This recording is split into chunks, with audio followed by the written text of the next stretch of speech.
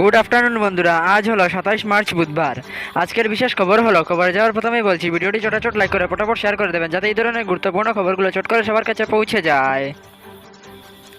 আজ ভারতীয় জনতা পার্টির উত্তর করিমগঞ্জ মণ্ডলের মণ্ডল সভাপতি মাননীয় পাপলুদেব মহাশয়ের পৌরোহিত্যে করিমগঞ্জ জেলা বিজেপি কার্যালয়ে এক বিশেষ সভা অনুষ্ঠিত হয় এবং এই সভায় বিভিন্ন দল ত্যাগ করে কার্যকর্তারা আজ ভারতীয় জনতা পার্টিতে যোগদান করেন এবং এই সভায় করিমগঞ্জ জেলা বিজেপির সভাপতি মাননীয় সুব্রত ভট্টাচার্য সহ ভারতীয় জনতা পার্টির বিভিন্ন কার্যকর্তাবৃন্দরাও উপস্থিত ছিলেন এবং বিশেষভাবে বিগত কয়েকদিন আগে করিমগঞ্জ জেলা গ্রন্থাগারে মাননীয় মন্ত্রী পীযূষ হাজারিকার হাত ধরে বিজেপিতে যোগদান করেন কংগ্রেসের এসসি সেলের নর্থ করিমগঞ্জের প্রাক্তন চেয়ারম্যান বাপ্পন নমশূদ্র।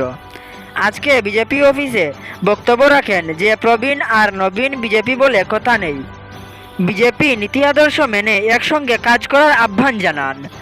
আজকে থেকে জেলা বিজেপি এর নেতৃত্বে আগামী লোকসভা নির্বাচন ও বিজেপি দলীয় প্রার্থী কৃপানাথ মালাকে জয়ী করার জন্য অঙ্গীকারবদ্ধ করেন। তিনি বলেন, কৃপানাথ মালা জয়ের শুধু সময়ের অপেক্ষা, 1 লক্ষ ভোটের ব্যবধানে এই জয় হবে। আজকে থেকে আমরা বিজেপির একজন সৈনিক। Reported by Karimganj TV news. ওনাদেরকে আমি প্রথমে জানাই আজকে এই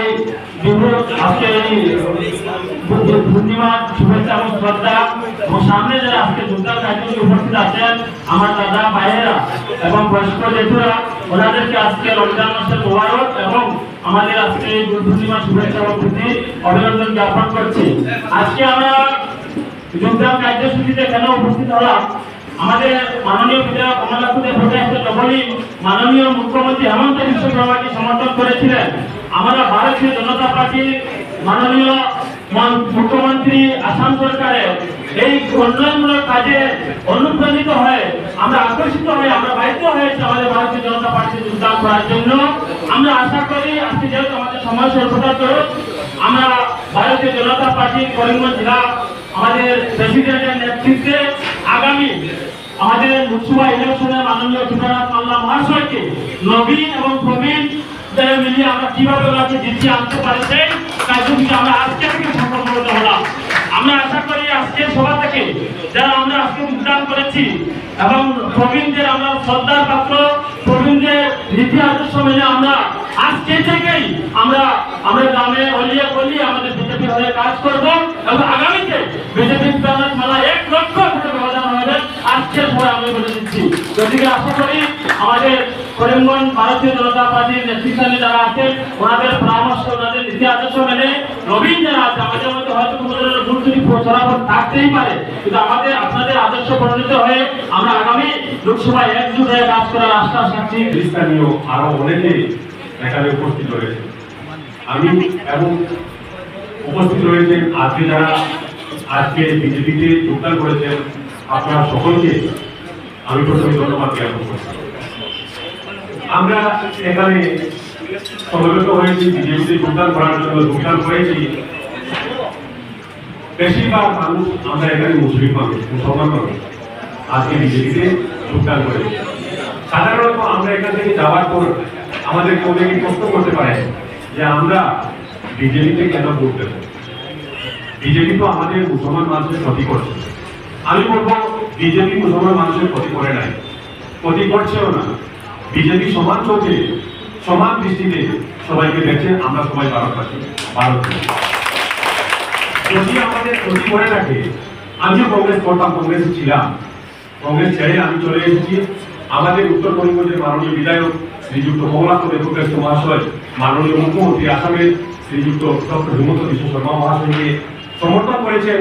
আমরা ওনার সাথে বিজেপিকে সমর্থন করেছি, মুখ্যমন্ত্রীকে সমর্থন করেছি। এই জন্য সমর্থন করেছি ভারতীয় জনতা পার্টির যেভাবে উন্নয়নমূলক কাজ করে যাচ্ছে, আমাদের গ্রামে গঞ্জে প্রতিটি এলাকায় যেভাবে উন্নয়নের বিড়ি পড়ছে, তাই আমরা এই উন্নয়ন দেখে ভারতীয় জনতা পার্টিকে আমরা সমর্থন করেছি এবং ভারতীয় জনতা পার্টিকে যোগদান করেছি। আর প্রত্যেকটি মানুষের প্রয়োজন, যদি আপনার এলাকা, আপনার গ্রাম, আপনার কনস্টিটিউয়েন্সি, আপনার দেশ উন্নত হতে হয়, তাহলে আপনার উন্নয়নের প্রয়োজন রয়েছে। প্রত্যেকটি মানুষ যদি উন্নত হতে হয়, তাহলে তার উন্নয়নের প্রয়োজন রয়েছে, সার্বিক উন্নয়নের প্রয়োজন রয়েছে। সার্বিক উন্নয়ন বলতে অনেক ধরনের উন্নয়নের প্রয়োজন রয়েছে। তাই বন্ধুগণ, আমি একটি কথা বলবো, আমাদের যদি প্রতিফলন থাকে, আজকে স্বাধীনতার পর থেকে কংগ্রেস ভারতবর্ষকে স্বাধীন করে আসছে, বেশিরভাগ সময় কংগ্রেস ভারতবর্ষকে স্বাধীন করে আসছে। আজকে আপনারা বলতে পারেন যে বিজেপি আমাদেরকে ইতিমধ্যেই আমাদেরকে উচ্ছেদ নামক যে একটি একটি বের হয়েছে, একটি বাক্য বের হয়েছে এবং উচ্ছেদ করা হচ্ছে মুসলমানদেরকে চিহ্নিত করে। আমি বলবো না, মুসলমানদেরকে উচ্ছেদ করা হয় নাই। যে বা যাহারা সরকারের জমি বলতে জনসাধারণের জমি, আমাদের জমি, আপনাদের জমি, যে বা যারা জবর দখল করে রয়েছে, সেই জায়গাগুলো দখলমুক্ত করা হচ্ছে। আপনার জমি দখল, আপনার জমিকে আপনাকে করতে পারবে, আমাকে করতে পারবে, আমাদের পাতা রয়েছে, যারা জমি রয়েছে, আমাদেরকে কেউ বিজেপি কেউ করতে পারবে না, কেউ সেই দিকে নিষ্পন্ন করবে। যার জন্য আমি বলছি, আরো এই ধরনের অনেক ইস্যু রয়েছে, যার ঘুরাই যেতে হবে, ঘুরাই গিয়ে দেখতে হবে কে বা কাহারা আমাদের ক্ষতি করে আছে। আজকে যদি কংগ্রেস থাকা অবস্থায়, কংগ্রেস সরকারে থাকা অবস্থায় আমাদের যে বা যাহারা যেখানে বসবাস করছে, সরকারি জমির মধ্যে বসবাস করছে, তাদেরকে যদি পাট্টা দিয়ে দেবো, পাট্টা দিয়ে দিলে আগে কিন্তু সেই অঞ্চলের নাম আসতে পারে। পাট্টা না দেওয়ার কারণে সেই অঞ্চল হচ্ছে সেটা সরকারি জমি, কারণ নিজস্ব জমি নয়, কারণ নিজস্ব জমি না থাকার কারণে সরকারি জমি উচ্ছেদ করা হবে, সরকারি জমি উদ্ধার করা হবে।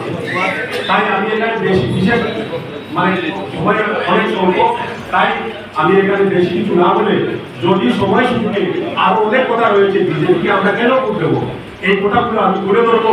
যদি সময় সুযোগে ভবিষ্যতে ওপেন মিটিং এর মাধ্যমে খোলা সভা যদি সুযোগ পাই, তাহলে আমার অনেক কথা রয়েছে, আমি তুলে ধরবো সাধারণ মানুষের সামনে। এই কথা বলে আমি আবারও এখানে উপস্থিত সকলকে ধন্যবাদ জানাই। আমার বক্তব্য এখানে ধন্যবাদ।